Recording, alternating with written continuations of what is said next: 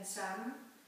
Forholdsvis strakte ben og en lang lige ryg og hovedet, som om det er en forlængelse af rygsøjlen. Herfra løfter jeg mit ene ben